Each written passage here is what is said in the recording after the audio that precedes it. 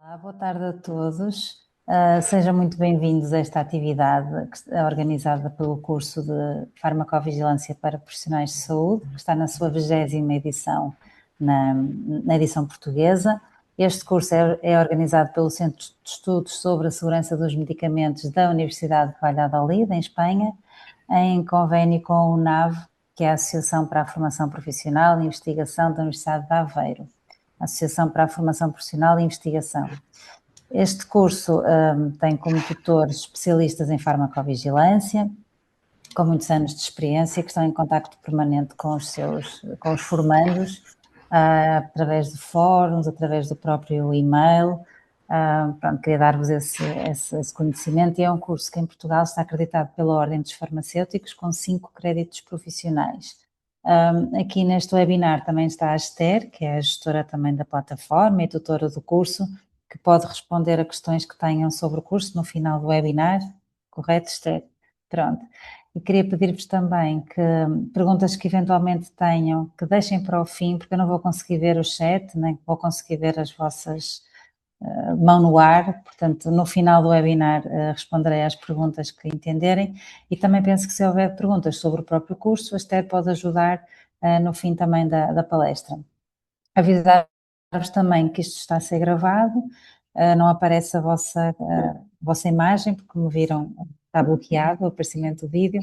No final, depois, se quiserem ligar a câmara, se não se importarem disso, e ligar o microfone, também podemos conversar um bocadinho. Agora vou pedir a vossa colaboração, porque vou tentar fazer a partilha do ecrã.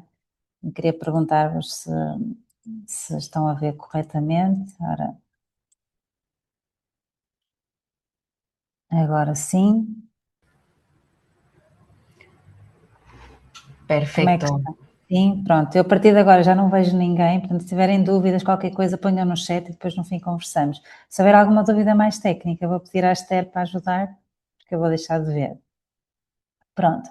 Então, meu nome é Inês Ribeiro, eu sou farmacêutica de formação base e nos últimos 23 anos, mais ou menos, tenho dedicado a minha atividade profissional à farmacovigilância. Trabalho então na unidade de farmacovigilância do Porto, que fica sediada na Faculdade de Medicina da Universidade do Porto, e que vou-vos mostrar como é que é o nosso edifício. Tem este aspecto que vocês veem aqui. Isto não é tudo a unidade de farmacovigilância, somos só uma destas janelinhas, mas fica no Centro de Investigação Médica da Faculdade de Medicina do Porto. A nossa unidade foi inaugurada no ano 2000, nessa altura chamava-se Unidade de Farmacovigilância do Norte. A nossa área de atuação era toda a região adstrita, na altura a RS Norte, que também entretanto foi extinta. Depois, em 2017, houve uma reestruturação do sistema de farmacovigilância em Portugal, e a nossa unidade passou a chamar-se Unidade de Farmacovigilância do Porto e atua apenas no distrito do Porto. Portanto, o nosso alvo são os profissionais de saúde e os doentes que consomem medicamentos, e os profissionais de saúde que os gerem no distrito do Porto. Eu sei que durante o curso, para quem é aluno do curso, algumas destas noções já foram abordadas, mas para quem não é, fica aqui um pequeno enquadramento. Já viram também, todas as pessoas que estão aqui sabem exatamente o que é que significa farmacovigilância e porque é que nós temos sempre esta imagem associada, a imagem do farol, porque aquilo que nós fazemos é isto, é a vigilância dos medicamentos a partir do momento em que eles estão no mercado. E fazemos esta vigilância pela observação dos casos que são notificados e pela gestão de sinais de segurança, que é sobre isso que vamos falar neste webinar. A detecção de sinais de segurança tem mais ou menos o aspecto que tem aqui este slide, ou esta fotografia, que a fotografia não é minha, eu encontrei-a na internet quando estava a procurar figuras para ilustrar esta apresentação, porque isto é mais ou menos o que acontece no nosso dia-a-dia de trabalho numa unidade de farmacovigilância. Portanto, temos muita informação que recebemos de forma diária, e depois no meio dessa informação temos que encontrar informação nova que se chama sinais de segurança. Esta informação tem uma série de particularidades, eu vou mostrar a seguir, mas a ideia é um bocadinho esta, que está ilustrada nesta figura. É com muita informação ao redor, conseguir destrinçar aquilo que é novo, aquilo que pode ter causalidade atribuída ao medicamento, e daí avançar no processo de gestão de sinal de segurança. Um sinal de segurança, de uma forma muito regulamentar, tem esta definição, a definição que lhe é atribuída pela Agência Europeia do Medicamento, Portanto, vou tentar fazer uma tradução livre, um sinal de segurança, é informação sobre um evento adverso, informação nova ou então de uma forma diferente daquela que era conhecida e que requer mais investigação. Portanto, não nos diz muito esta definição por si só, diz que é informação nova relacionada com o medicamento e por isso é que eu vou tentar detalhar um bocadinho mais para vocês perceberem o que é que está aqui em causa. Portanto, coisas que temos que ter em consideração na definição de um sinal de segurança. A informação que é nova, ou o evento adverso é novo, associado àquele medicamento, ou então a frequência com que ele acontece é diferente daquilo que estávamos à espera, ou então a intensidade daquele evento é diferente daquilo que estávamos à espera. Portanto, alguma coisa aqui é nova. Depois, a fonte de informação de onde nos chega estas suspeitas de sinal podem ser variadas, podem ser muitas fontes. Também vamos detalhar aqui um bocadinho mais à frente. Quando falamos de sinal de segurança, falamos de um potencial dano que um medicamento possa provocar. É informação que carece de avaliação e é, acima de tudo, uma hipótese de trabalho. Então, o sinal de segurança é uma hipótese de trabalho que nós temos em cima da mesa e que temos que avaliar. Estes são os vários passos formais, regulamentares, pelos quais temos que passar quando fazemos a gestão de um sinal. Portanto, começa na detecção, a tal imagem que vos mostrei de uma menina com a lâmpada na mão. Portanto, começa na detecção e no final na sua avaliação e recomendação. Os dois primeiros passos, a detecção e a validação de sinais de segurança, são feitos tanto a nível europeu na EMA, como pelo Infarmed, como o próprio titular da AIM. Depois, a confirmação a nível nacional é feita pelo Infarmed. Depois, a partir do momento em que o sinal é confirmado, segue para o PRAC, que é um órgão consultivo da Agência Europeia do Medicamento. PRAC significa Pharmacovigilance Risk Assessment Committee, ou seja, é um comitê que estuda ou que se debruça sobre questões de farmacovigilância e de gestão de risco. E aí, nesse comitê, que é feita a análise de cada um dos sinais que lá chegam, a priorização, a avaliação dos mesmos e recomendações que eventualmente tenham que ser feitas para gerir esses sinais depois na vida cotidiana do medicamento.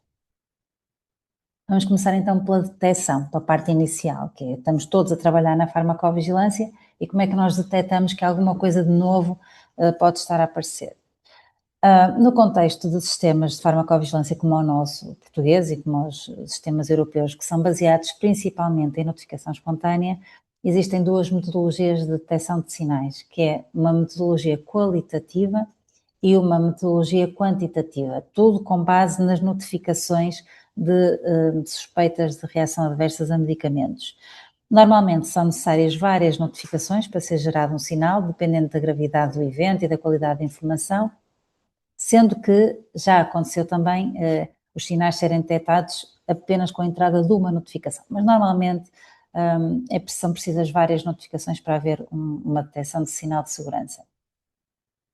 A abordagem qualitativa, que é esta que tenho aqui ilustrada, é aquilo que nós fazemos nas unidades regionais de farmacovigilância em Portugal, porque são unidades pequenas, portanto trabalham com bases de dados relativamente pequenas. E o que se faz é uma triagem manual ou uma revisão clínica dos casos que vão entrando. Na prática é isto que vocês veem. A equipa reúne, no nosso caso reúne semanalmente e discute os casos que estão a entrar e verificamos se de facto estamos perante eventuais sinais de segurança ou não. Este tem uma série de regras, também vos vou mostrar mais à frente, mas de um ponto de vista prático e formal é isto que acontece. É uma triagem manual e uma revisão por uma equipa de especialistas, farmacêuticos e médicos, que veem se temos ali uma informação nova e que tenha causalidade atribuída àquele medicamento. Portanto, que seja um evento que parece estar relacionado com a toma de um medicamento.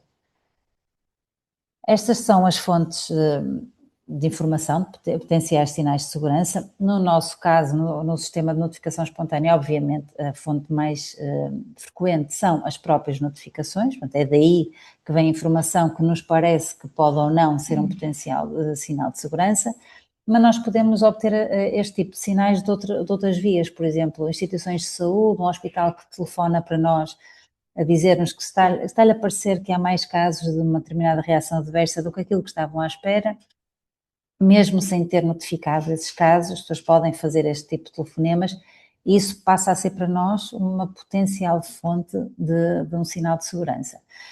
Programas de saúde pública, tipicamente os programas de vacinação, as campanhas de vacinação também podem ser uma fonte importante para potenciais sinais de segurança. Alguma informação que nós lemos em sites específicos ou newsletters de autoridades ou de sociedades científicas, por exemplo. A newsletter da Organização Mundial de Saúde também nos traz pistas que podem transformar-se em potenciais sinais de segurança. Congressos, seminários, enfim, as fontes podem ser inúmeras. A fonte principal, digo-vos já que é o sistema de notificação espontânea, que as pessoas estão-nos a notificar as suas suspeitas de reação adversa, mas qualquer uma destas fontes que vocês veem aqui também podem ser, passo a redundância, fontes de informação que nos permitam verificar que pode haver um potencial sinal de segurança. Depois, eu penso que vocês já terão visto isto ao longo do vosso curso, existem bases de dados muito grandes que não permitem que sejam feitas abordagens qualitativas, que é, por exemplo, a base de dados do Programa Internacional de Monitorização de Medicamentos, que é um programa coordenado pela OMS e que congrega todos estes países que vocês veem aqui neste mapa pintados azul escuro. Todos estes países enviam as suas notificações de reação adversa a medicamentos para a mesma base de dados. Ou seja, é uma base de dados muito grande que não permite uma abordagem, obviamente, qualitativa.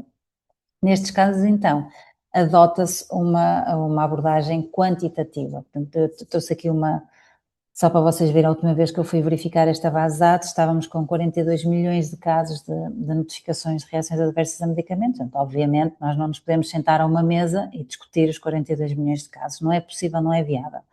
Esta base de dados é continuamente monitorizada e, portanto, a abordagem quantitativa de que estou a falar é a monitorização deste tipo de base de dados, fazendo análise de desproporcionalidade, ou então através de algoritmos de mineração de dados, os famosos data mining. Portanto, são algoritmos que nos permitem analisar estas bases de dados tão grandes para ver se há, de facto, sinais de segurança que vale a pena ser avaliados.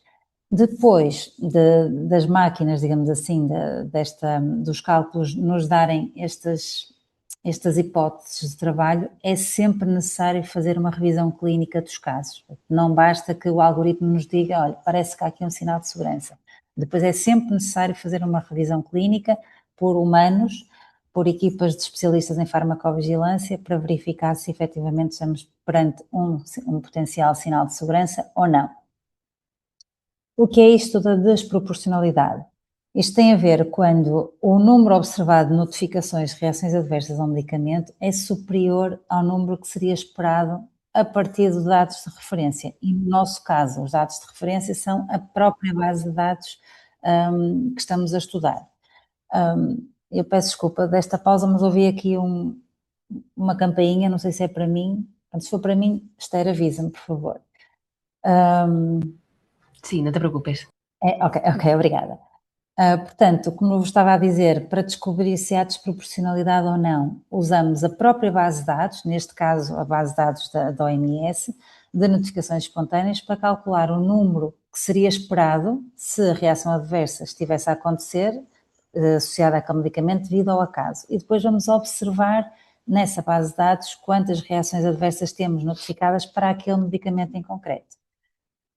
Do ponto de vista matemático, estamos perante o cálculo de duas medidas, o Reporting Odds Ratio, que é o ROR, já devem ter ouvido falar disto mais de uma vez, ou o PRR, que é o Proportional Reporting Ratio, ou seja, é um odds ratio e é um cálculo de um risco relativo, mas relativamente a notificações de reações adversas a medicamentos.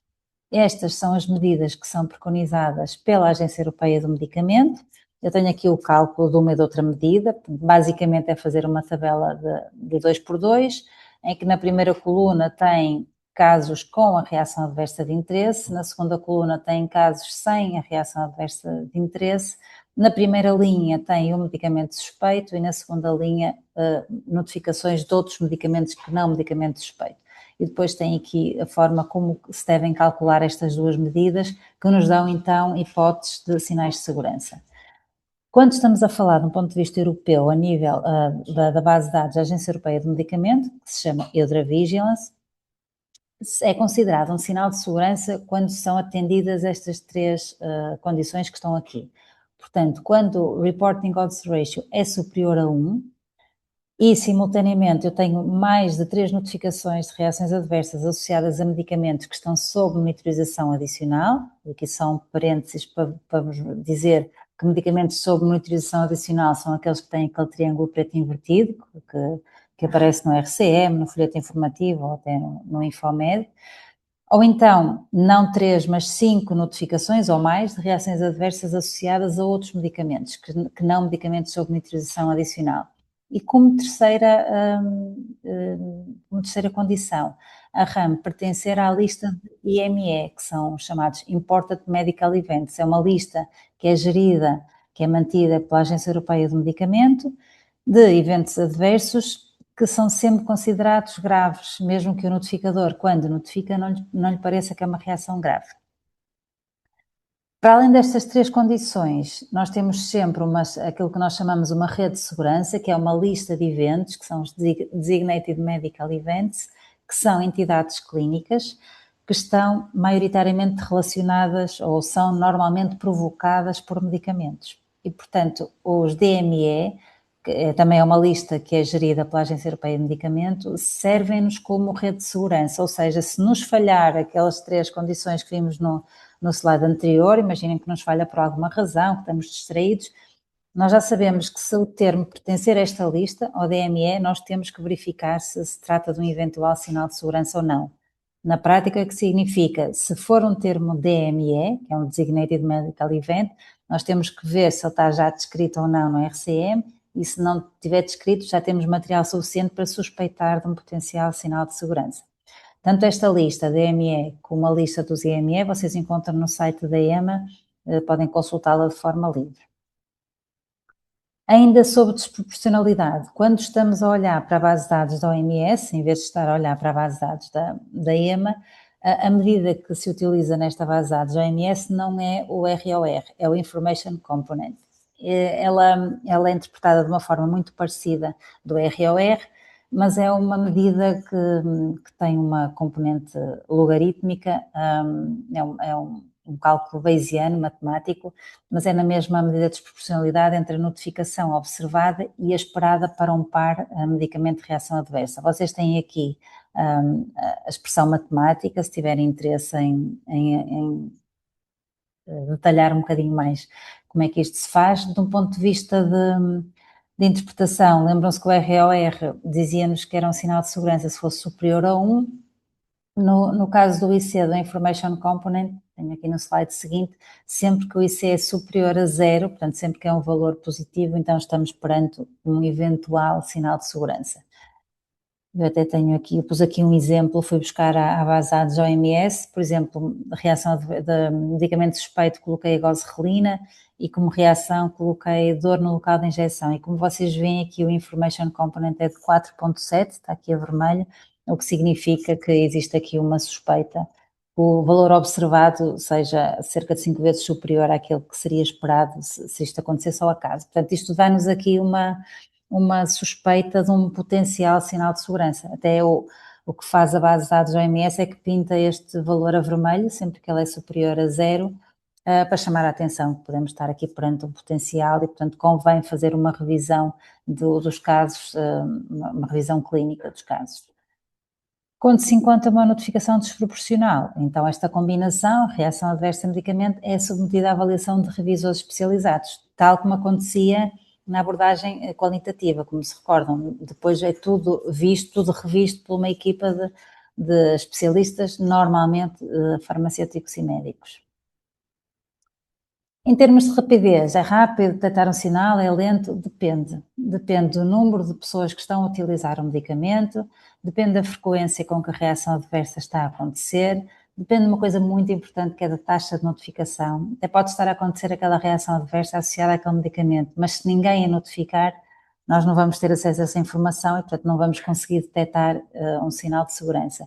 E depende muito da qualidade da informação. A notificação espontânea de reação adversa a medicamentos carece um bocadinho às vezes de qualidade, ou seja, as pessoas notificam muito rápido porque só têm 5 minutos disponível naquele dia para notificar e há muita coisa que não acabam por não descrever na notificação e depois isso tem tem consequências na forma como nós olhamos para o caso, porque muitas vezes não conseguimos tirar muita informação, porque a informação é escassa e nem sempre tem muita qualidade. De qualquer das formas, os centros de farmacovigilância fazem uma coisa que é contactar o notificador para tentar melhorar ou aprimorar a informação que está nas notificações.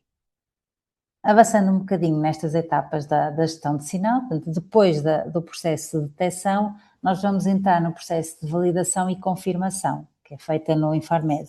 E este processo é um processo que visa sustentar o sinal que foi detectado para verificar se a documentação disponível contém provas, e aqui as provas, entre aspas, suficientes que demonstrem a existência de uma nova associação causal entre um evento adverso e aquele medicamento para o qual estamos a suspeitar e que justifique uma análise mais aprofundada do sinal. Isto é uma etapa um bocadinho mais de olhar, de validar, de obter mais informação para conseguirmos validar e avançar com o sinal. Os critérios para validação de sinal, naturalmente, logo à cabeça a consistência dos dados, perceber se há ali de facto uma consistência, uma relação temporal, uma relação dose-resposta, se faz sentido do ponto de vista farmacológico ou fenomenológico, aquela associação entre aquele evento adverso e aquela reação e aquele medicamento, desculpem. Eventuais achados experimentais que às vezes haja, dados laboratoriais, valores analíticos podem ajudar muito a sustentar um sinal e a validar um sinal. Analogia, ou seja, ver se há mais coisas parecidas com fármacos do mesmo grupo, por exemplo, e mais uma vez a natureza e a qualidade dos dados. A qualidade dos dados é fundamental para conseguirmos validar corretamente um sinal de segurança.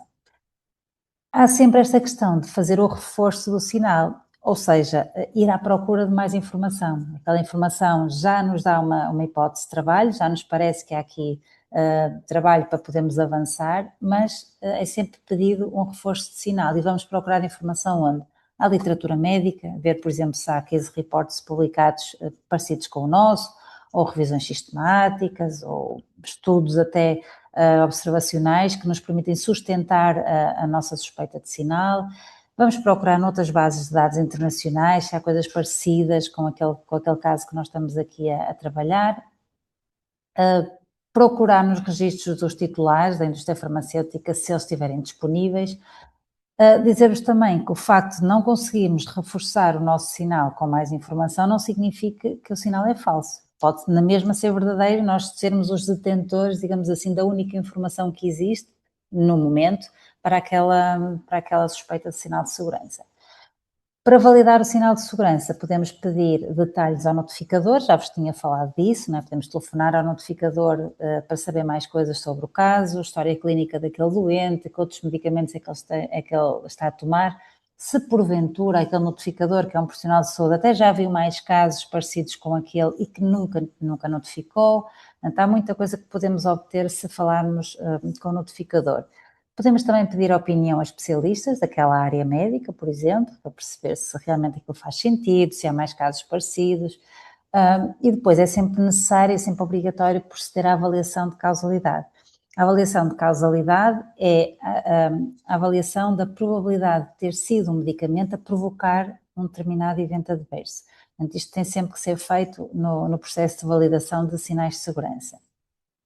Após a conclusão do processo de validação, há 3 hipóteses possíveis para o nosso sinal. Ele pode ser validado e, portanto, avança naquelas etapas e é submetido para confirmação, pode ser refutado e fechado, ou seja, a autoridade considera que não há informação que permita continuar com a confirmação daquele sinal, ou porque a informação é contraditória, porque é muito escassa, ou seja, o que for, ou então ele pode não ter ainda informação suficiente para avançar, mas achamos que ele deve ser monitorizado. Portanto, vamos manter farmacovigilância de rotina com atenção para este par reação-medicamento, porque parece que pode haver aqui mais informação que neste momento ainda não tem substância suficiente para avançar, mas que deve ser monitorizado. Portanto, temos estes 3 potenciais destinos para o nosso sinal de segurança.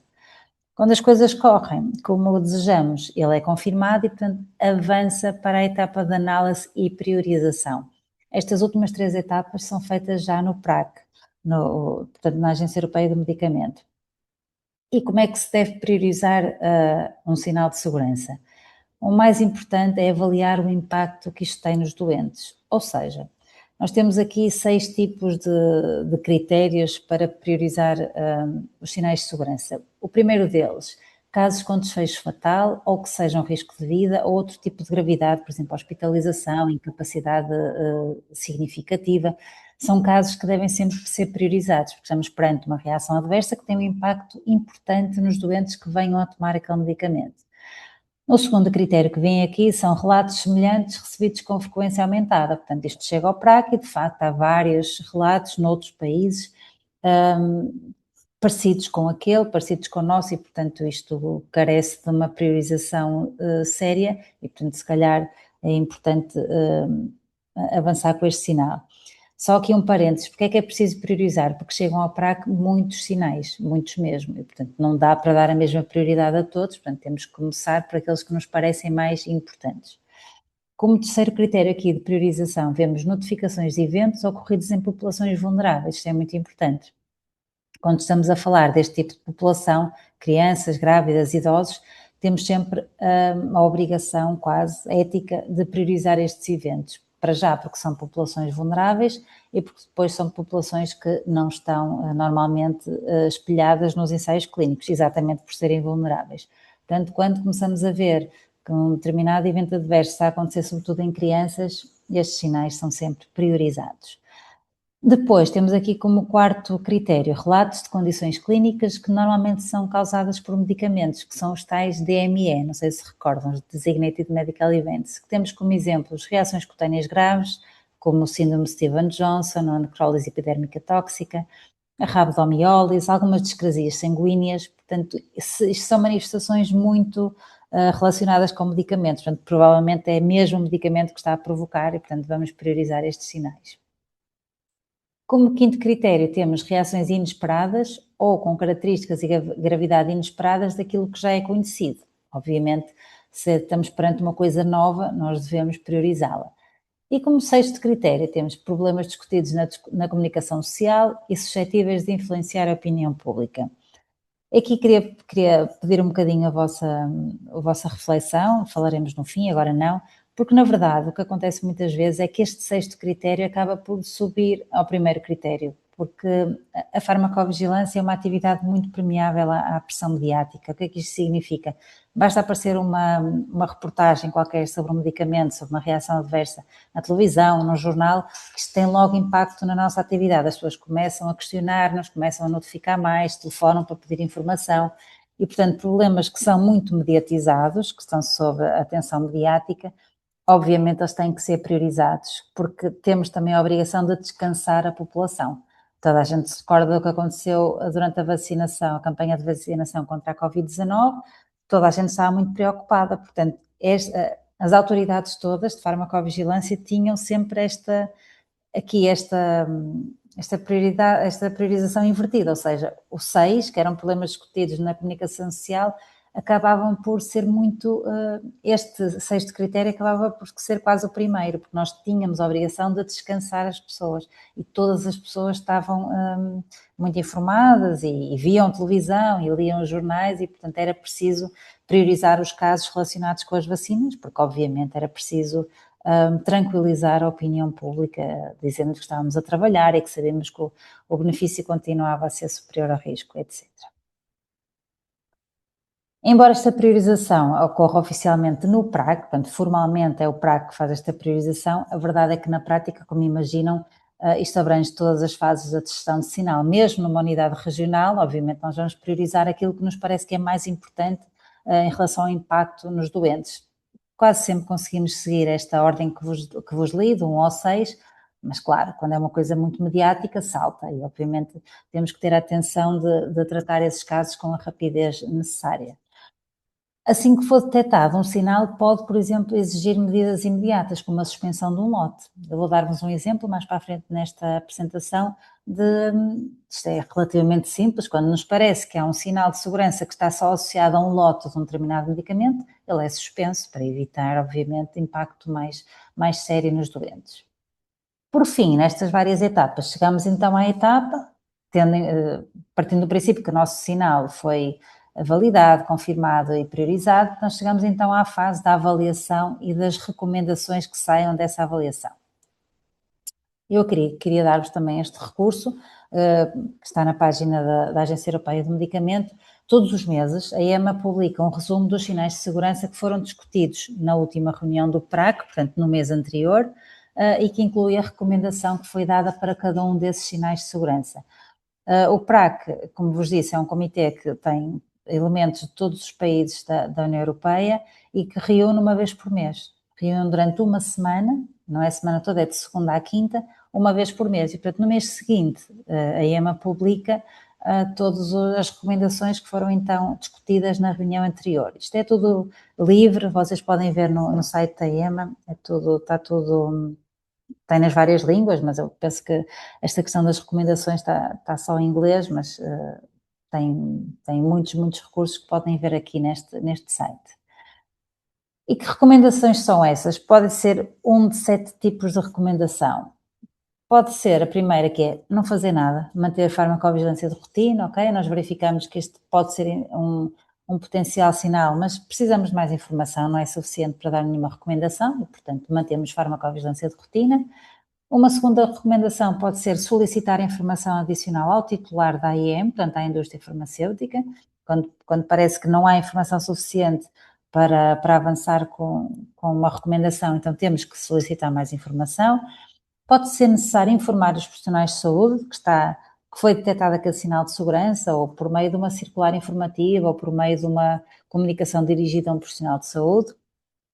Pode ser necessário alterar as informações do produto, no caso português é o RCM e o folheto informativo. Quando há informação nova que já foi validada, vamos colocar essa informação nas informações do produto. Pode ser recomendado iniciar estudos adicionais, estudos PASS. Este acrónimo PASS significa Post-Authorization Safety Studies, ou seja, estudos de segurança pós-autorização. Pode parecer ao PRAC que há ali informação suficiente para se requerer um estudo adicional. Pode ser necessário implementar medidas adicionais de minimização de risco, quando se compreende que há ali um risco muito bem identificado para aquele medicamento e que com alguma medida adicional nós vamos conseguir minimizar esse risco. Ou, por fim, pode ser necessário alterar as condições de comercialização. O que eu quero dizer com isto é que pode ser necessário suspender temporariamente aquele medicamento ou mesmo, nos casos mais graves, revogar a sua comercialização, portanto, impedir que o medicamento continue a ser comercializado. Eu trago aqui alguns exemplos, nomeadamente desta última questão que vos falei, da implementação de medidas de minimização de risco adicionais. Temos o caso mais conhecido, que é o caso do valproato, que eu espero que toda a gente esteja a par e que conheça estas medidas.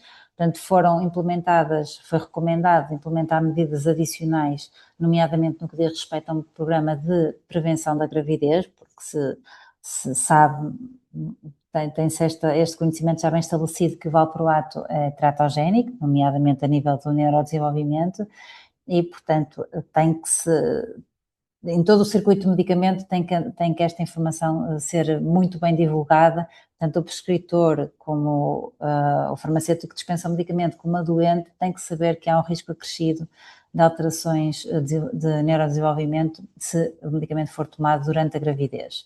Eu trago aqui alguns materiais educacionais que foram desenvolvidos para esta questão da gravidez, mais para no fim nós conversarmos um bocadinho, perceber se vocês conhecem estes materiais ou não. Portanto, temos aqui do lado esquerdo um cartaz a falar de valproatos na gravidez, faz tratamento com estes medicamentos para a epilepsia, doença bipolar ou prevenção da enxaqueca, tenha atenção. E depois vemos aqui uma outra parte em que vocês veem aqui uma diferença muito interessante, que é se toma valproato para prevenir a enxaqueca ou doença bipolar, pare de tomar o valproato se está grávida ou se pensa que está grávida. Por outro lado, se toma valproato para a epilepsia, não pare de tomar o valproato. Estamos sempre a falar em contexto de gravidez. Se está grávida ou se pensa que está grávida, não pare de tomar o valproato e fale com o seu médico. Portanto, aqui temos uma claríssima ilustração daquilo que é o peso, benefício, risco. Portanto, se a doente está a tomar valproato para a epilepsia e pensa que está grávida, uma interrupção abrupta do fármaco pode provocar mais danos ao feto do que continuar valproato. Por outro lado, se é para a prevenção da enxaqueca, então a paragem do medicamento já compensa, já traz mais benefícios do que risco. Para além destes materiais, foi também colocada uma advertência nas embalagens de medicamentos contendo valproato, a dizer exatamente que ele não deve ser tomado durante a gravidez. Foi desenvolvido um cartão para as doentes. Este cartão aqui no slide parece muito grande, mas é um cartãozinho, tem também no cartão multibanco mais ou menos, a explicar, portanto, o cartão é vocacionado para a doente, portanto tem linguagem menos técnica, digamos assim, mais fácil de entender, explicar o que é que deve, porque é que o valproato tem um risco durante a gravidez, o que é que deve ser feito se está a tomar este medicamento e pretende engravidar. Foi também criado um guia para a doente e outros materiais que eu não coloquei aqui, nomeadamente um guia para o farmacêutico, um guia para o prescritor. Portanto, há uma série de materiais feitos. São as tais recomendações que saíram do PRAC, na altura, para este medicamento em concreto, para este risco adicional que se detectou para o valproato. Depois trago-vos aqui alguns exemplos de reações que foram conhecidas depois da comercialização, portanto, sinais de segurança que foram detectados pós-comercialização, nomeadamente a tosse seca associada aos IECAS, que parece extraordinário que não tenha sido detectado durante os ensaios clínicos, mas não foi só depois da comercialização. E o segundo exemplo que trago aqui, da coagulação intravascular disseminada associada a dinoprostona e oxitocina, que foi um sinal de segurança que foi detectado numa unidade regional de farmacovigilância portuguesa, que foi a do Norte na altura, portanto uma unidade pequena. O que aconteceu foi que nós recebemos uma única notificação e isso deu origem a uma série de alterações, nomeadamente a alteração no RCE e a alteração no folheto informativo. Portanto, antes da detecção deste sinal, que aconteceu em 2004, não se sabia que a dinoprostona e a oxitocina, que são usados para induzir o parto, podiam provocar coagulação intravascular disseminada. E ao contrário do que eu vos disse aí num slide anterior, nós conseguimos fazer a detecção deste sinal com uma única notificação. Claro que depois percebemos que havia mais notificações, entretanto foi feita uma revisão a nível europeu, desculpem, mas a detecção, aquilo que fez despoltar todo o processo foi uma única notificação. Não deixem de notificar por achar que uma única não faz diferença. Mais recentemente, em 2019, não sei se vocês se recordam, que eu há bocado quando vos falei da medida de desproporcionalidade utilizada na base de dados da OMS, pôs como exemplo uma dor no local de injeção associada ao fármaco gosrelina, e não foi por acaso, foi porque isto foi um sinal de segurança também detectado aqui a nível nacional, de várias queixas, tanto das doentes como dos profissionais de saúde, de dor durante a administração de gosrelina. Esta gosrelina é um medicamento utilizado para cancro da mama avançado, mas também para cancro da próstata, embora todos os casos que nós recebemos foram no contexto de tratamento de cancro da mama. É um implante subcutâneo e, na verdade, a nível nacional recebemos cerca de 200 notificações em pouco tempo sobre esta dor, que era uma dor mais intensa do que o habitual durante a administração deste medicamento. Os colegas de enfermagem queixavam-se também de dificuldade ao administrar e, portanto, percebemos que isto era um sinal de segurança. Estes lotes foram todos retirados do mercado e voltou a entrar gosrelina nos hospitais, mas de outra marca. Dizer-vos também que aqui o problema não era a substância em si, era a agulha. A agulha não era adequada a este tipo de administração, mas como sabem, neste tipo de medicamentos, o registro é feito em conjunto com o dispositivo de administração. Portanto, isto acabou por ser um problema de todo o medicamento e não só do dispositivo que era a agulha. Nestes casos, a recomendação que foi feita foi suspensão da utilização. Portanto, o titular não perdeu a autorização de comercialização deste medicamento, mas ele foi imediatamente suspenso de comercialização, deixou de estar no mercado. E, obviamente, o Infarmed, a nível nacional, recomendou ao laboratório, neste caso à Teva, que os próximos lotes viessem com uma agulha adequada a este tipo de administração subcutânea. Trago-vos também aqui alguns sinais de segurança que foram detectados durante a Covid-19, foi uma época muito frutífera em termos de sinais de segurança, porque como tínhamos muita gente exposta ao medicamento ao mesmo tempo, conseguimos detectar muita informação de uma forma muito, muito precoce, o que foi muito bom para a farmacovigilância, mas não tão bom para a opinião pública, porque não percebeu muito bem como é que para estas vacinas nós íamos sabendo tanta coisa que ia acontecendo. E a explicação é exatamente essa. Este foi um medicamento usado de forma massiva na população mundial. Portanto, obviamente, aquilo que nós às vezes, para outros medicamentos, demoramos 5, 10 ou 15 anos a descobrir, aqui descobriu-se logo porque tínhamos muitas pessoas expostas. Os sinais que eu tenho aqui foram só alguns exemplos. Para a Vaxzevria foi a questão da contraindicação em pessoas com síndrome de translocação capilar. A Vaxzevria, se não estou em erro, era a vacina comercializada pela AstraZeneca. E depois aqui do lado direito temos para a Comirnaty e para a Spikevax, que eram as vacinas de mRNA, uma possível ligação a casos muito raros de miocardite e de pericardite. Tudo que era sinal de segurança e que tinha a tal validação e confirmação, depois vinha sob a forma de circular informativa para que todas as pessoas estivessem a par desta nova informação. Aqui deixo-vos também uma guideline da Agência Europeia de Medicamento, que é a GVP Módulo 9, que é toda ela sobre gestão de sinal. Gestão de sinal de segurança, tem aqui a informação toda regulamentar, como é que se faz estes várias etapas, gestão de sinal de segurança, tem aqui a informação toda regulamentar, como é que se faz várias etapas, as etapas que vos falei nesta apresentação, estão aqui todas também muito bem detalhadas. Alguma dúvida que tenha persistido, vocês podem sempre procurar nesta guideline. Mais uma vez, tal como tudo o resto que eu vos falei também há bocado, mais uma vez estas guidelines estão disponíveis no site da Agência Europeia do Medicamento e são fáceis de encontrar. Pronto, e por fim deixo-vos aqui o meu endereço de e-mail para o caso vocês terem.